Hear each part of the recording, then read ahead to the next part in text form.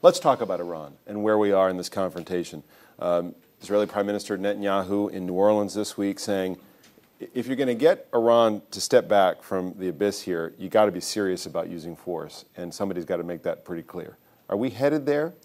Well, I think that's a greater prospect given the election results, not because it's where the administration wants to go, and frankly, not because I genuinely believe that the Republican Party is aligned in an inexorable fashion toward military conflict with Iran.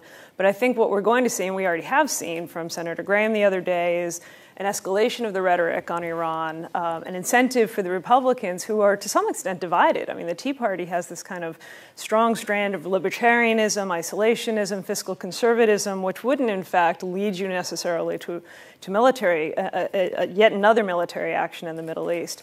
But Iran is a rallying point, and it's an issue that Americans see in fairly black and white terms.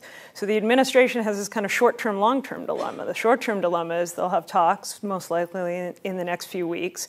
The best possible outcome of those talks would be a very basic, inadequate agreement, a sort of stepping stone, something that might create some confidence, might build some positive momentum.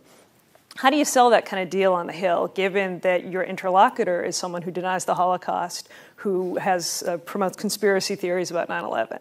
How can the administration possibly try to argue that this is the start of a successful engagement? And that's your best case scenario. The other problem is the continuing talk of war, which will frame the Iranians' intentions. They took Newt Gingrich very, very seriously during the 1990s. His talk about regime change. It really created some expectations on the Iranian side that they responded to with greater assertiveness. And I think we may see some kind of a very vicious cycle between Washington and Tehran.